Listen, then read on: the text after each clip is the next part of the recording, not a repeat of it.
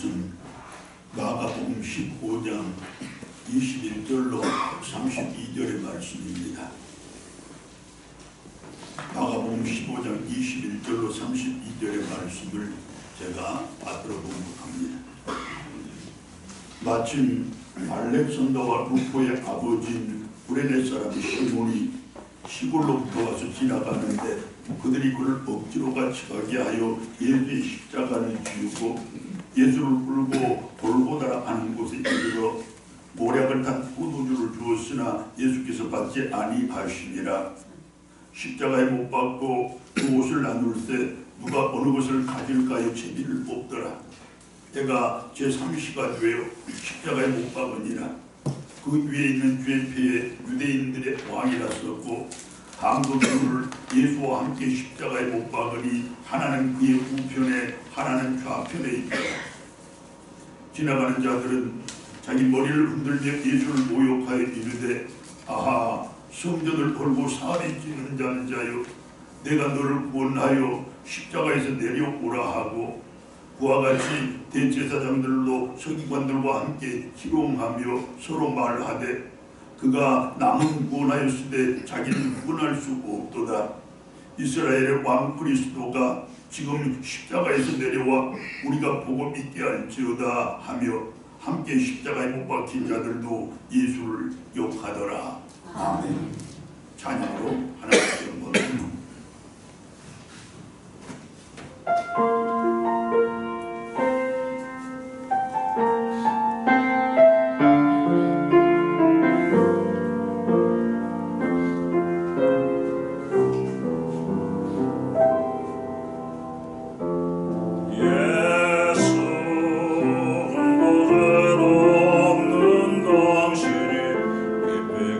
감춰둔 내 죄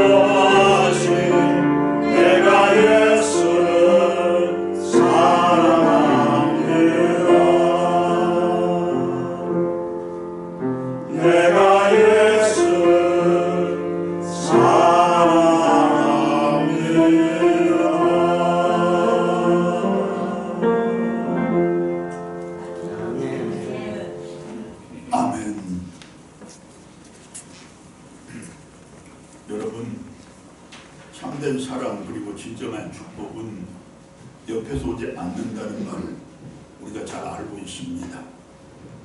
사람으로부터 오는 것이 아니라는 뜻입니다. 참된 생명은, 그리고 진정한 축복은 아래에서 오지도 않습니다. 세상으로부터 오는 것도 아니라는 말씀입니다. 참된 생명과 진정한 축복은 오직 위에서만 오는 것입니다. 우리 주님 예수 그리스도의 십자가와 보혈을 통해서만 우리에게로 오는 것이 바로 참된 생명이요 진정한 축복이라는 말씀입니다.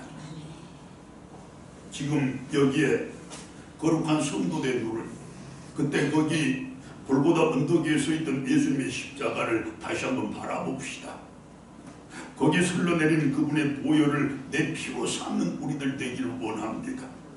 그렇게 그분의 십자가를 통하여 새 생명을 얻고 그분의 보혈을 통하여 새 사람으로 거듭 태어나는 우리들 되자는 말씀입니다. 이제부터 내가 나를 살아가는 것이 아니라 예수님을 살아가는 참된 성도들 다 되자는 그 말씀입니다. 할렐루야. 오늘 본문의 범위를 마가복음 15장 전체로 확장을 합니다. 그리고 그 말씀은 이렇게 시작을 하는데 그 1절입니다. 새벽에 대제사장들이 즉시 장로들과 서기관들 곧 공회와 더불어 의논하고 예수를 결박하여 끌고 가서 빌라도에게 넘겨주니라. 새벽에, 다시 말해 예수님의 세상에서의 마지막 한 주간 중에 그 마지막 날인 금요일이 마침내 밝아왔다는 뜻입니다. 하지만 마지막 날 그 새벽이 채 밝아오기도 전에 예수님은 검과 몽치를 들고 들어닥친 대제사장의 무리에게 이미 붙잡혀서 공의 앞에 세워졌고 지금 그들의 신문을 받고 있습니다. 그리고 그 과정 중에 차마 견디기 힘든 시험과 고통과 수모를 당하신 예수님이 있었습니다. 누군가가 예수님의 얼굴에다 침을 뱉었습니다. 또 누군가는 그분의 눈을 가리고 그 얼굴을 가격했습니다. 더하여 이번에는 하인들까지 나서서 예수님의 얼굴을 손바닥으로 쳐댔던 것입니다. 결국 그들 모두는 이미 예수님을 죽어 마땅한 죄인으로 취급을 하고 규정을 했다는 말씀입니다. 그렇게 형식적인 신문을 마친 그들은 곧바로 예수님을 결박하여 끌고 가서 총독 빌라도에게 넘겨주었습니다. 예수님을 넘겨받은 빌라도가 예수님께 묻습니다. 네가 유대인의 왕이냐? 예수님께서는 한치의 망설임도 없이 즉시 대답을 하셨습니다. 네 말이 옳도다. 빌라도의 질문도 그렇고 예수님의 대답도 마찬가지로 이처럼 지극히 간단 명료했지만, 그러나 그 질문의 배경과 대답의 의미는 그처럼 간단하거나 결코 명료하지 않습니다. 먼저 빌라도의 질문에는 이런 배경이 있습니다. 본문에 앞서는 마가복음 14장 64절을 보면 대제사장을 비롯한 공회가 예수님께 신성모독죄라는 그 억지 제법을 적용하여 사형을 구형합니다. 즉 그들은 종교적인 재판을 통해서 예수님께 사형을 구형했다는 말씀입니다. 자, 그런데 주목할 사실은 당시 로마 제국의 식민지법은 종교에 대해서는 광범위한 자유를 허용하고 있었으므로 종교적인 문제로는 예수님을 사형에 처할 수가 없었습니다.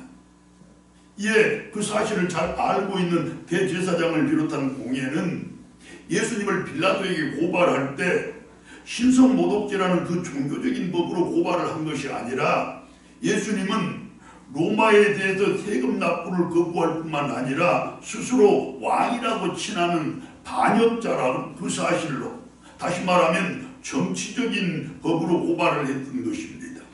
결국 어떻게 해서라도 예수님을 반드시 죽이고 말겠다는 그들의 강한 의지를 드러내고 있는 모습입니다. 따라서 그때 빌라도가 예수님이 했던 그 질문의 내용은 바로 이렇습니다. 네가 정치범이 맞느냐? 즉 네가 로마에 대해서 반역을 했다는데 그 사실이 맞느냐? 다음 예수님의 대답에는 이런 의미가 숨겨져 있습니다. 그래, 내가 왕으로 이 세상에 온 것은 분명하지만 그러나 나의 나라는 이 세상에 속한 나라가 아니다. 고로 나는 범죄자도 아니고 정치적인 범죄자도 아니다. 결국 나는 너의 신문의 대상이 아닐 뿐더러 너는 나를 신문할 자격이 없다. 그럼 빌라도와 예수님 사이에 오고 간 그와 같은 질문과 대답의 결과가 어떻게 나타났습니까? 그 대답은 누가복음 23장 4절의 말씀이 분명하게 들려줍니다. 빌라도가 대제사장과 무리들에게 이르되 내가 보니 이 사람에게 죄가 없도다 하니라.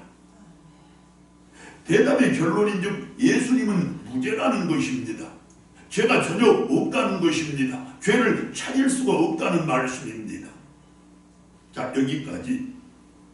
당시 그곳 예루살렘의 최고 통치자요 모든 재판의 최종 결정권자라고 할 수 있는 총독 빌라도의 그 무죄 선언이 이처럼 선명한데, 자, 그렇다면 그 무죄 선언으로 말미암아 예수님이 무죄 방면으로 풀려났습니까? 아닙니다. 그 최종 결과는 오히려 사형을 언도받고 십자가에 매달리신 바로 그것 아니었습니까? 우리들이 말씀을 통해서 다 잘 알고 있는 내용입니다. 그 이유가 이렇습니다. 그처럼 서로 가고 오는 빌라도의 질문과 예수님의 대답을 잠잠히 듣고 있던 대제사장들이 그 질문과 대답이 끝나고 이어지는 빌라도의 예수님에 대한 무죄 선언이 있자마자 다시 여러 가지 제목들로 예수님을 고발합니다. 예수님을 기필코 죽이고야 말겠다는 자기들의 의도가 실패로 끝날 것 같으니까 이제 빌라도를 향하여 예수님에 대한 비방과 모함을 치료가 계속했다는 것입니다. 그것도 모자라 대규모의 군중을 동원해서 예수님을 십자가에 못 박아야 한다고 크게 소리 지르게 했던 것입니다. 그렇게 빌라도는 끝내 그 군중들의 압력에 굴복을 했고 그들에게 만족을 주고자 해서 예수님을 채찍질하고 그것도 모자라서 십자가에 못 박도록 넘겨주었다고 본문 15절의 말씀이 증거를 합니다. 자, 그런데 여기에서 한 가지. 예수님은 자기를 기필코 죽이고자 하는 대제사장과 그 무리와 그와 같은 집요하고도 끈질긴 계기에도 불구하고 더 이상 아무 말씀이 없었다고 말씀이 증언을 합니다.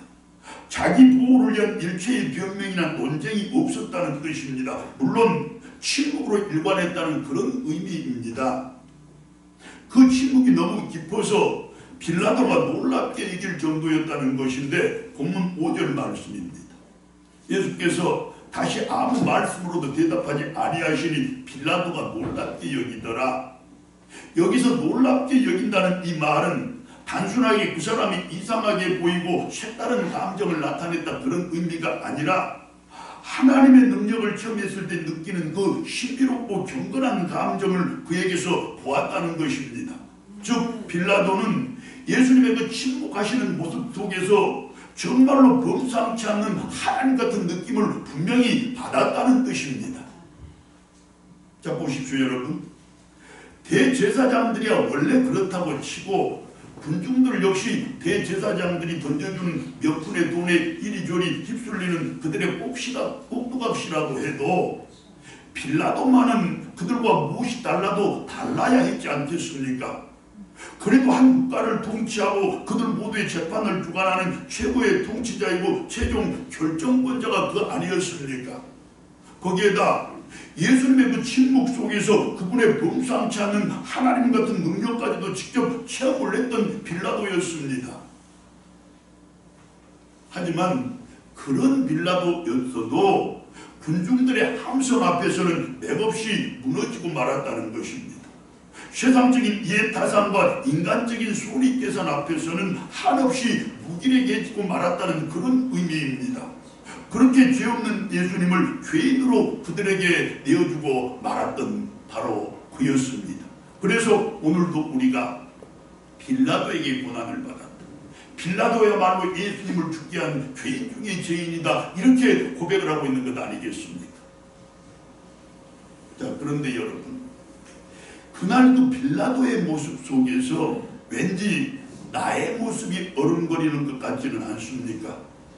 우리의 솔직한 모습이 그 속에서 보이는 것 같지는 않습니까? 이제 예수님에 대해서만큼은, 그분의 복음에 대해서만큼은, 그 복음에 대한 나의 믿음에 있어서만큼은, 그리고 그분의 몸된 우리 교회에 대한 섬김과 헌신에 대해서만큼은 어떤 경우에도 세상적인 이해타산 앞세우지 않아야 합니다. 인간적인 손익계산 먼저 하지 맙시다. 또한 공연히 군중심리에 휩쓸려서 나의 판단을 부리치거나 누군가의 선동적인 부호에 굴복을 해서 거룩한 성부라는 나의 신분을 망각하는 그런 어리석음도 범하지 마시기 바랍니다. 그리고 명심하고 또 명심할 것은 그처럼 세상적인 이해타산 앞세워서 주님의 복음에 먹칠을 하고 인간적인 손익계산부터 먼저 함으로써 주님의 교회를 욕먹이고 그처럼 군중심리에 휩쓸리고 선동에 굴복해서 거룩한 성도의 본 모습을 내가 훼손하면 그것이야말로 우리 주님 예수를 다시 한번 십자가에다 내어주는 일이고 그분을 내 손으로 직접 십자가에다 못 박는 일이라는 그 사실을 마음 깊이 새기라는 그 말씀입니다. 이처럼 예수님을 기필코 죽이고야 말겠다는 대제사장들의 사악한 계교와 그들의 모략에 맥없이 동조한 어리석은 무리들의 함성과 세상적인 이해타산과 인간적인 손익계산 앞세워서 그 함성에 무릎 꿇은 빌라도의 얄팍한 비교감이 서로 결탁을 해서 예수님은 끝내 로마 군인들의 손에 넘겨지고 말았습니다. 그렇게 예수님은 십자가에 못 박히고 말았다는 뜻입니다. 여기에서 매우 중요한 사실 한 가지가 그때 그 대제사장들을 비롯한 유대인들은 자기들의 말대로 예수님이 신성모독죄를 범했다면 자기들의 종교법에 따라서 예수님을 그냥 돌로 쳐 죽이면 될 것이지 왜 구태여 그처럼 빌라도의 판결을 끝까지 요구했던 것입니까? 그 구체적인 이유가 있을 것인데 그것이 무엇입니까? 그들 나름대로는 분명한 이유가 있었습니다. 예수님을 죽이기는 죽이되 반드시 십자가에 매달려 죽여야 할 그들만의 이유가 있었다는 말씀입니다. 그 자초지종을 간단히 설명해 보자면 내용이 이렇습니다. 당시 유대나라는 로마의 식민지였고 그 로마의 형법은 십자가의 사형을 엄격하게 금지하고 있었습니다. 즉 십자가의 사형은 반역죄에 해당하는 죄인에게만 적용하는 형벌이었으며 또한 반드시 총독의 허가에 의해서만 그 형벌이 집행될 수 있는 그런 형벌이었습니다. 그리고 그때 그들이 철저하게 신봉했던 율법조문 중에 하나가 신명기 21장 23절이었는데 이렇습니다. 나무에 달린 자는 다시 말해 십자가에 매달려 죽는 자는 하나님께 저주를 받았음이니라. 맞습니다. 그때 그 유대인들이 총독 빌라도에게 예수님에 대한 직접적인 판결을 그처럼 끝까지 요구했던 이유는 다시 말해서 예수님을 기필코 십자가에다 매달아 죽이고자 했던 그 이유는 이 신명기서의 그 말씀을 어떻게 해서라도 실현하기 위함이었습니다. 무슨 말이냐? 예수님을 하나님의 저주를 받아 죽은 사람으로 매도를 해서 예수님이 돌아가시고 난 후에라도 다시는 군중들이 예수님을 따르지 못하도록 하기 위함이었다는 것입니다. 모두가 다 예수님께 등을 돌리고 전부가 다 예수님을 떠나도록 하기 위함이었다는 말씀입니다. 그로부터 2000년이 지난 지금 예수 믿는 사람들은 더 많아졌고 예수님을 따르는 사람들은 더 많아졌음이 그들의 잘못을 분명히 반증하고 있지를 않습니까? 자, 그러면 유대인들의 그 괴계가 그들의 뜻대로 성공을 했습니까? 제가 이미 답을 드린 것처럼 실패했습니다. 실패하되 완전히 실패한 것입니다. 요한복음 18장 32절의 말씀이 이렇습니다. 이는 예수께서 자기가 어떠한 죽음으로 죽을 것을 가리켜 하신 말씀을 응하게 하려 함이로라. 유대인들은 자기들의 법에 따라서 자기들이 세운 십자가에다 예수님을 매달았다고 그렇게 생각을 할지 모르지만 그렇게 예수님을 완전히 죽였고 모든 사람이 예수님을 저주하며 떠나가게 했다고 그렇게 판단을 했을지 모르지만 그러나 하나님은 그들의 그 생각과 판단을 가장 미련한 생각과 어리석은 판단으로 여지없이 비틀어 버리셨다는 것입니다. 결국 그들은 골고다 언덕에다 죽음의 십자가를 세우고 거기에다 예수님을 매달았지만 그처럼 예수님을 하나님께 저주받은 사람의 상징으로 만들고자 했었지만 그러나 하나님께서는 바로 그 십자가를 인류 역사의 한가운데다 세우신 구원의 십자가로 영생의 십자가로 삼으셨던 것 아니겠습니까? 그렇게 그 십자가를 구원의 능력으로 삼고 부활의 능력으로 삼으셨던 것입니다. 바로 그 십자가를 통하여 세상 만민들이 예수님께로 나오게 했던 것이며 그분의 품에 안기게 했던 것입니다. 오늘 우리도 그 십자가에 의해서 구원받은 성도들 아닙니까? 아멘. 하나님의 구원의 역사는 예수님께서 십자가에 달리신 그 순간에도 그 십자가를 통하여 중단 없이 계속되었고 한치의 오차도 없이 계속 이루어지고 있었다는 말씀입니다. 여러분, 살다 보면 내 인생이지만 절대로 내 편이 아닐 때가 있습니다. 내 삶이지만 나를 가장 힘들게 하고 괴롭게 하는 나의 원수 같을 때도 많습니다. 내 인생과 내 삶이 그럴진데 세상이라고 어디 호락호락 내 편 들어주겠습니까? 환경과 여건도 마찬가지고 나에게 우적일 때보다는 적대적일 때가 훨씬 더 많은 것이 사실입니다. 그리고 그것이 우리의 현실입니다. 우리의 실존입니다. 어디 세상만 그렇습니까? 환경과 여건만 그렇습니까? 아닙니다. 날마다 나와 삶을 부딪히며 살아가는데 이웃들도 그렇고 날마다 나와 함께 일을 하는데 동료들도 그렇고 더하여 인생을 나누고 삶을 같이 짊어진다는 친구들도 마찬가지로 그들 중에 진정으로 내 편이 과연 몇 살이나 있겠습니까?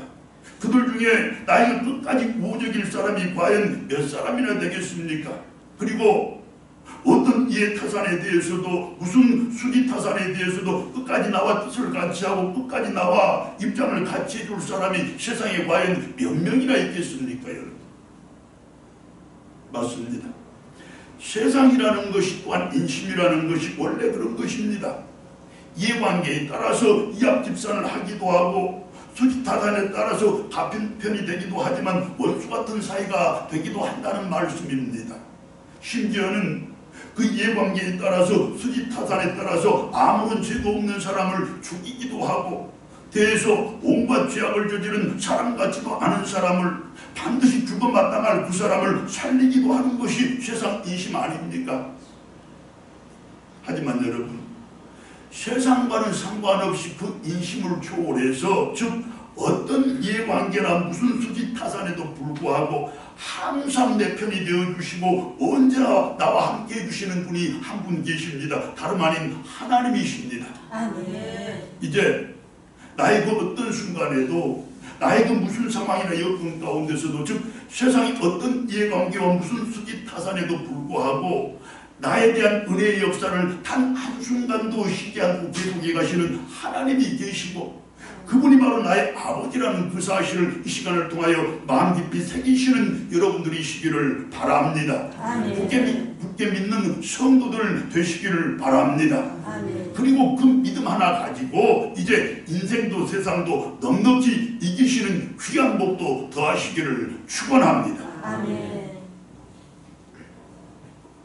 예수님은 새벽 일찍 공회 앞에 끌려나가 신문을 받고 거기에서 차마 견디기 힘든 치욕과 수모와 고통을 당하시고 그것도 모자라 머리에 가시면류관을 쓰시고 채찍을 휘두르는 군인들에게 이끌려 자기가 못 박힐 십자가를 직접 지고서 이제 골고다로 향하는 고난의 언덕길을 비틀거리며 걸으셨습니다.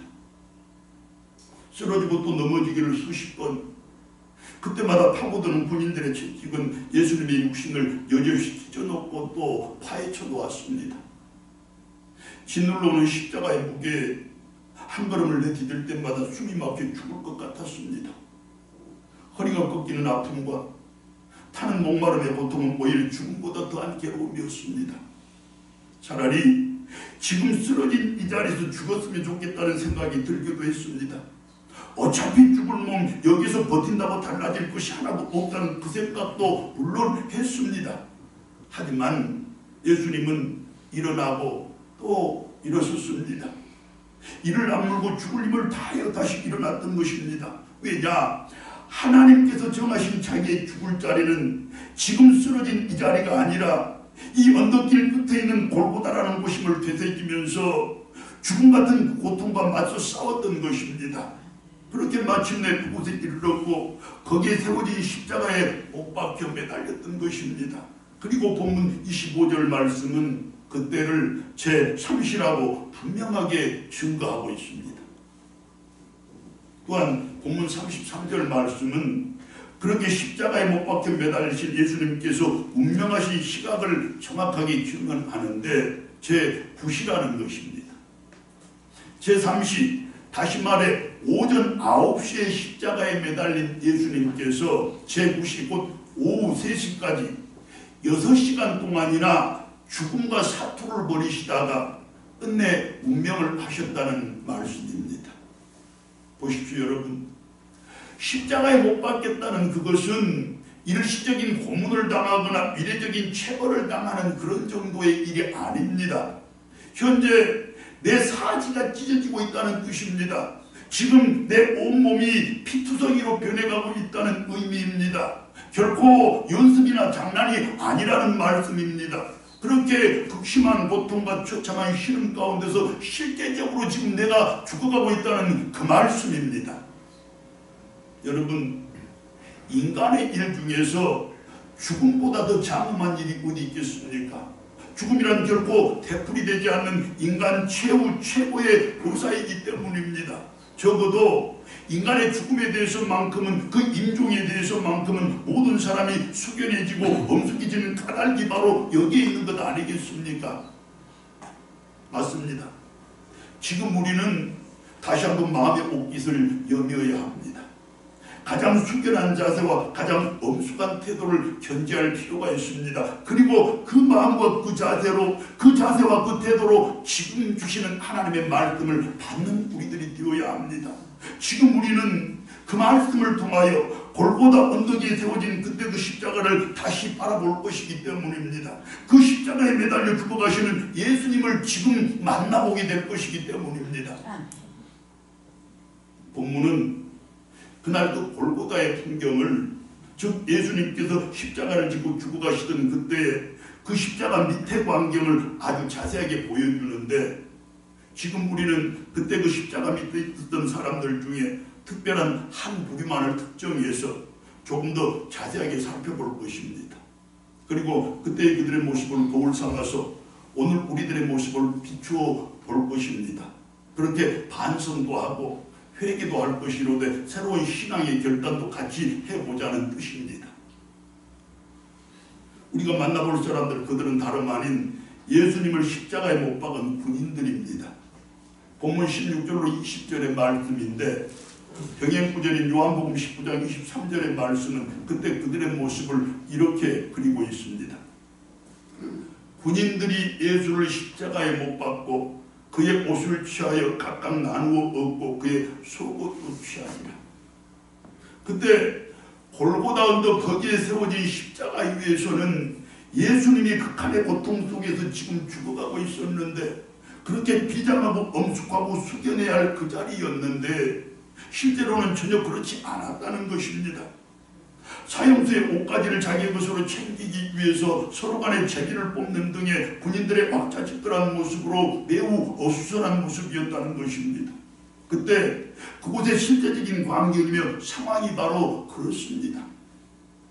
예수님은 십자가에 매달려 지금 모진 신음과 고통 가운데서 죽어가고 있는데, 그 십자가 아래에 있는 군인들은 그분의 겉옷을 취하고 이제 속옷까지 서로 나누어 갖겠다고, 서로 자기가 갖겠다고 희낙낙 왁자지껄 그렇게 떠들고 있는 중입니다.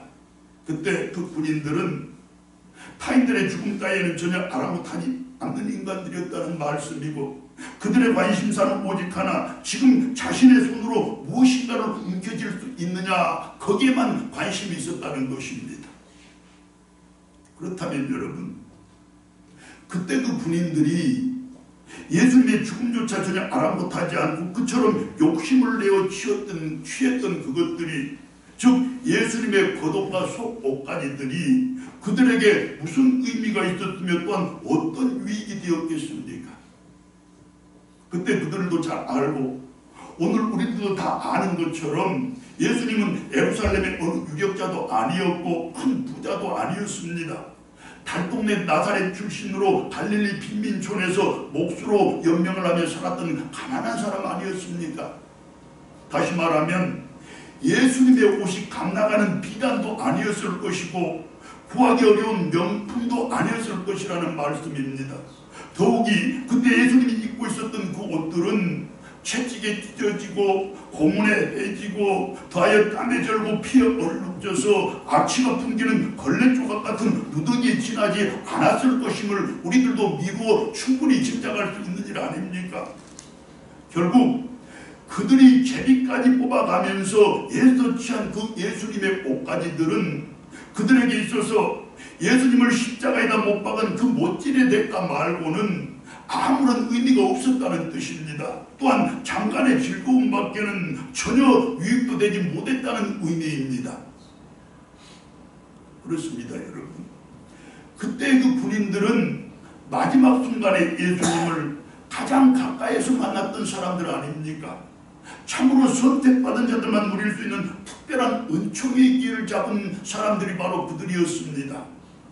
여러분, 그때 그 군인들은 인간을 죄에서 건지시고 영원한 생명과 영원한 천국을 주실 구원자이신 하나님의 아들을, 그것도 그분의 이 땅에서 이 마지막 순간에 그분의 가장 가까이에서 만난 그 놀라운 축복의 기회를 얻었음에도 불구하고, 그러나 그들이 그분 즉 예수님께 얻은 것이라고는 영원한 생명과 영원한 천국과는 전혀 상관이 없는 이내 썩어 없어질 누더기 몇 조각, 그것에 불과했다는 그 뜻 아니겠습니까?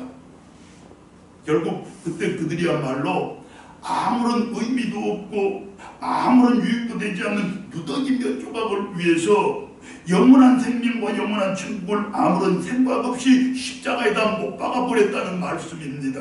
가장 어리석고 가장 한심한 인간들의 모습이 바로 그들의 모습 아닙니까? 가장 불쌍한 인간들이 있다면 세상에 그들 아니고 누구이겠습니까? 그런데 여러분, 지금 여기에 우리는 날마다 그리고 때마다 일마다 예수님을 만나는 성도들인데 그분을 만날 때마다 그분께 과연 무엇을 구하십니까? 영원한 생명과 천국을 구하십니까? 아니면 그 영원한 것들과는 전혀 상관없는 이내 썩어 없어질 누더기 몇 조각을 그분께 구하고 계시는 건 아닙니까? 이제 성도된 우리라면 확실하게 깨닫고 분명하게 인식을 해야 합니다. 자, 첫째, 아무리 내가 힘써 기도를 드린다고 해도, 아무리 간절하게 드리는 기도라고 할지라도 그것이 내 마음속에 미움을 품고 내 마음속에 욕심을 품고 드리는 기도라면 그것은 예수님을 움켜잡고 영원한 것들을 움켜쥐는 것이 아니라 몇 조각의 무더기를 움켜쥐는 그것에 불과하다는 사실입니다. 다음은 내가 아무리 땀 흘려서 벌고 아무리 전략에서 모았다고 할지라도, 그러나 그것이 내 인간적인 욕심을 위해서만 벌고 모은 것이라면, 내 육신의 쾌락을 위해서만 벌고 또 모은 것이라면 그건 역시 예수님이 아니고 영원한 것이 아니라 때저는 몇 조각의 누더기를 움켜쥐는 것에 불과하다는 그 사실도 우리는 알아야 합니다. 그리고 세 번째, 그것이 아무리 귀하고 값진 것일지라도 내 형제의 마음에 상처를 내고 내 이웃의 삶에 해악을 끼치고 친구들과 관계를 손상해 가면서 움켜진 것이라면 그것이야말로 그 누더기처럼 아무런 의미도 없고 아무런 유익도 없는 것을 위하여 예수님을 다시 십자가에 못 박는 어리석고도 어리석은 일이고 한심하고도 또 한심한 일이라는 사실도 우리가 알아야 합니다. 그리고 주의를 범하고 예배 소홀히 하고 교회에 대한 섬김과 복음에 대한 헌신은 뒷전으로 미루고 그처럼 하나님과 멀어져 가면서 움켜진 것들이라면, 그처럼 내 신앙생활을 소홀히 하면서 움켜진 것들이라면 그것이 세상적으로 아무리 값비싼 것들이라고 할지라도, 그것이 인간적으로 아무리 탐나는 것들이라고 할지라도, 그러나 그것들도 결국은 나를 구원하고 우리를 구하는 예수님은 되지 못한다는 것입니다. 오히려 그분을 다시 십자가에다 못 박는 그 가장 어리석고도 제일 한심한 일로 변해버리고 만다는 것입니다. 이제 기도드리되, 간절한 기도드리되 회개하고 용서하며 관용하고 용납하는 그 마음으로 기도드리는 성도 여러분들 되시기 바랍니다. 아멘. 땀 흘려서 벌고 전략에서 모으되 하나님께 더 많이 드리겠다는, 복음 전도를 위한 선한 사업에 더 많이 투자하겠다는 그 마음으로 벌고 또 모으는 여러분들이시기를 바랍니다. 내가 힘써 움켜진 그것들을 가지고 교회 섬기고 경제의 삶을 돕고 이웃의 형편을 살피며 친구들의 영혼을 구원하겠다는 그 다짐과 각오로 세상 것들을 움켜쥐는 성도들 되시기를 바랍니다. 무엇보다도 예수님을 내가 다시는 십자가에 못 박는 일이 없도록, 다시 못 박는 그 어리석은 만큼은 절대로 범치 않겠다는 그 결단으로, 아니 내가 나를 십자가에다 먼저 못 박겠다는 그 결단을 가지고 그렇게 나아가 나를 죽여서 내 가정 살리고 우리 교회 살리고 내 형제와 이웃들을 살리고 이 시대와 우리 사회를 살리는 그런 성도들 되시기를 바랍니다. 주일을 성수하고 예배드리고 교회를 섬기고 복음에 헌신하는 일에 결심을 낼 때 바로 그런 우리들이 될 수 있는 것입니다. 마침내 몇 조각의 때되는 그 너기가 아니라 온몸과 마음으로 예수님을 움켜쥐는 성도들 될 것입니다. 그렇게 인류 역사에서 마지막으로 예수님을 만나는 그 은총의 기회를 가장 잘 소용하는 우리들이 될 수 있습니다. 그렇게 내가 움켜진 그 예수님으로 말미암아 우리 가문의 온 가족들이 구원을 받게 될 것이고, 우리 교회가 주님의 몸된 교회로 가장 튼튼하고 건강하게 세워져 갈 것이며, 내 형제와 이웃들은 물론 내가 사랑하고 나를 사랑하는 모든 사람의 삶의 터전에 날마다 은혜의 소낙비가 내리고 날마다 성령의 담비가 내리는 그 놀라운 은총도 분명히 내 눈으로 확인하게 될 것입니다. 그것이 바로, 이것이 바로 지금 십자가 위에서 죽어가시는 예수님께서 마지막 힘을 다해서 마지막 숨을 몰아쉬면서 오늘을 성도로 살아가는 우리들에게, 아니 지금 이 자리에 우리들에게 분명하게 다짐하고 약속하시는 그분의 거룩한 축복의 약속입니다. 할렐루야. 아멘. 사랑하는 여러분, 우리 이 시간 십자가를 지시고 고난길을 걸어서 골고다 언덕으로 나아가신 예수님을 바라보았습니다. 아니 예수님과 함께 그 길 가고 그 언덕에 서고 왔습니다. 성도된 우리, 나도 십자가를 지고 예수님이 들린 힘껏 따라가야 할 것입니다. 그리고 그 십자가를 내 마음의 한복판에다, 내 가정과 우리 교회의 한가운데다가 먼저 세워야 할 것입니다. 세우되 높이 세우고 튼튼하게 세우고 단단히 세우는 우리들 되어야 할 것입니다. 우리의 가슴과 또한 가정과 교회를 생명의 터전으로 부활의 언덕으로 다듬어가고 가꾸어가는 성도들 되게 하실 줄로 믿습니다. 아멘. 할렐루야. 아멘. 할렐루야.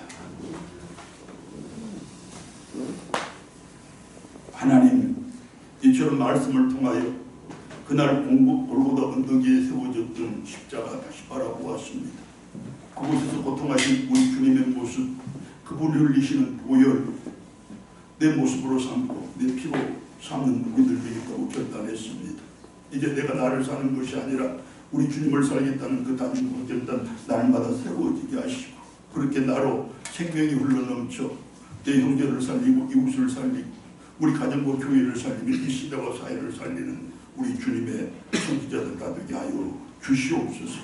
부활의 산소망으로 세상을 넉넉히 승리하며 나아가는 우리 모두 될 것을 바라옵고 우리 주님 예수 그리스도의 이름으로 기도드리옵나이다. 아멘.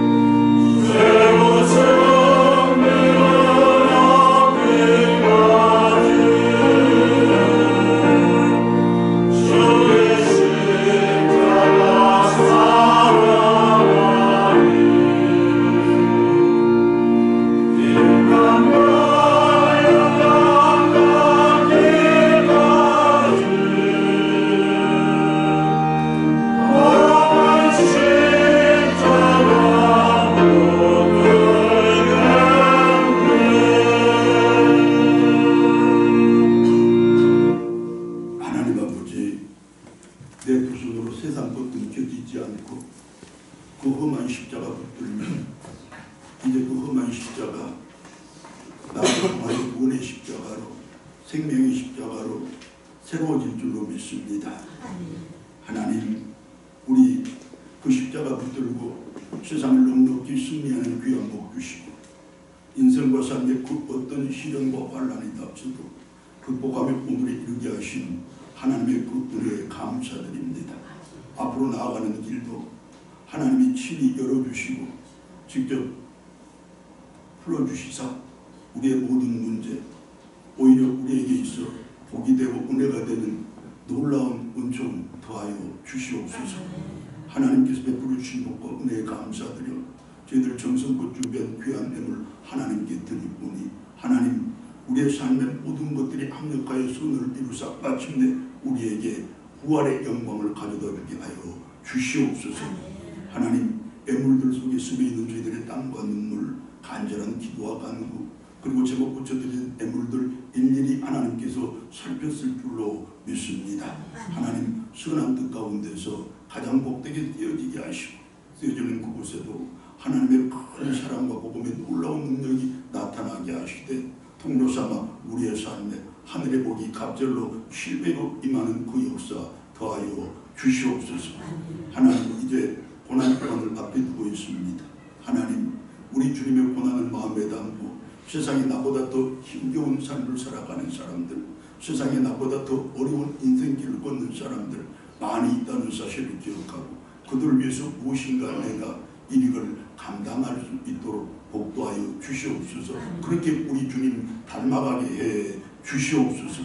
사랑하는 우리들 곳에 온 성도들 일일이 살펴주시고 사랑하는 우리 부모님들, 연로하신 부모님들 건강과 안전으로 지켜주시고 사랑하는 우리 자녀들, 객기 있고 국내 있는 우리 자녀들 오늘도 저들의 삶의 터전에서 하나님이 직접 저들을 만나주시고 우리 모든 기관들, 모든 구역들 다 복주시고 은혜 주실 때 특별히 교육관에서 말씀 먹고 또 기도 먹고 자라간 우리 어린 생명들 하나님, 저들로 이 나라와 민족을 이끌고 갈 큰 동료들로 그가든 귀한 복 더하여 주시옵소서.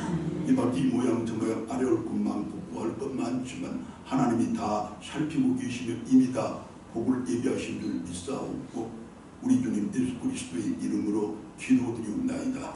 아멘.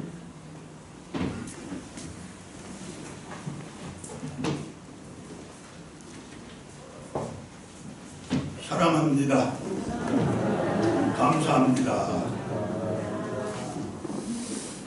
이 봄에 우리의 사랑과 우리의 감사가 넘쳐나 우리의 삶의 자리마다 천국이 있기를 바라 우리 교회는 큰 부흥이 이루되 가정가정마다 행복의 동산 이루는 그 복 더하시기를 바랍니다. 주보 살피겠습니다. 자, 다음 주일은 부활절입니다. 부활의 영광 수망하면서 감사로 주님 앞에 설 수 있는 우리 성도들 되시기를 바라고 부활절 다음 주일 그러니까 4월 첫째 주일에는 우리가 성찬의식을 갖도록 하겠습니다. 담당자들은 미리 잘 준비하시기를 바랍니다. 자, 이제 다음 한 주간을 고난주간이라고 명명을 하고 우리 주님의 십자가의 의미를 단새기며 그 십자가의 고난에 우리가 친히 동참하는 그런 기간입니다. 매년 여러분 고난주간을 지내왔지만 그러나 매년 새롭게 맞이한 우리들 되어야 할 것입니다. 우리가 주님의 고난에 동참한다는 그 의미가 나보다 더 힘겹게 살아가고 나보다 더 어렵게 살아가고 또 고난과 고통 가운데 있는 그 형제와 이웃들을 잘 돌보고 보살피는 그런 일들입니다. 여러분 기억하시고 주님의 고난에 동참하여 삶에도 신앙에 더 큰 성장과 성숙이 있는 한 주간 삼으시기를 바랍니다. 매주 목요일이면 정한 그 시간에 우리 전도대원들 열심히 전도하고 있다는 그 사실 여러분 늘 기억하시고 가능하시면 함께 참여해보는 그런 경험도 꼭 있으시기를 바랍니다. 그리할 수 없는 형편과 처지에 있는 우리 성도들 그 시간 자기의 삶의 자리에서 위하여 꼭 기도해 주시기를 부탁합니다. 자, 신앙 성숙을 위한 성경 공부 계속 진행 중입니다. 모든 참석자들이 모든 대상자들이 잘 참석하여 교육을 진행하고 있는데 이걸 위해서 우리 성도들 합심하여 기도해 주시기를 바랍니다. 그리고 4월은 세봄맞이 가정신방의 달이라 이미 광고를 드린 바 있습니다. 구역별로 순차적으로 진행되니 구역장님들과 우리 담당 권사님들이 가정별 일정 잘 조절해 주시길 바랍니다. 신방은 단지 목사가 또 우리 성도들이 어느 가정을 방문하는 것이 아니라 성령님께서 하나님의 명받아 축복 안고 찾아가는 일인 것을 기억하시고, 신방을 통해서 내 가정의 형편과 처지도 하나님께 아뢰시고, 기도 제목이 있으면 서로 나누고, 그렇게 축복이 오고 가는 복된 시간, 하나님의 복이 전해지는 은혜로운 그런 방문 될 수 있기를 미리 잘 준비하시기를 바랍니다. 자, 이 모양 저 모양 우리 성도들 서로 간의 형편과 처지도 살피면서 함께 안부도 묻고 기도도 하시기를 바랍니다. 또 한 가지, 이제 새로운 휴게 공간에 공사를 시작할 것인데 날짜가 정해지면 다시 광고를 할 것입니다. 아마 한 서너 분이 와서 한 3, 4일 일을 하게 될 것인데, 그때 우리 여전도에 기억하시고 날짜 정해주시면 와서 점심 제공해 주시기를 바랍니다. 우리 주방장님과 같이 합심하면 될 일입니다. 자, 이제 일어나셔서 찬송가 335장 같이 부르시고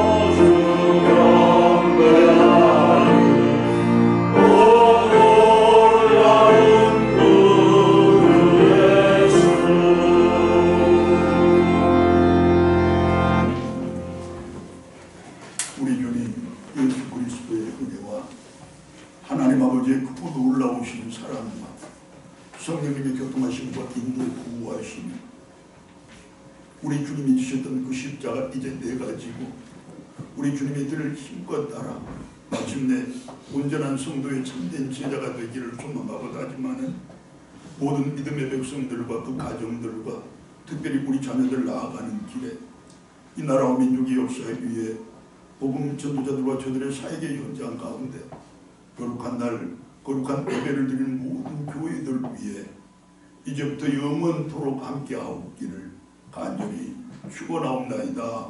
아멘.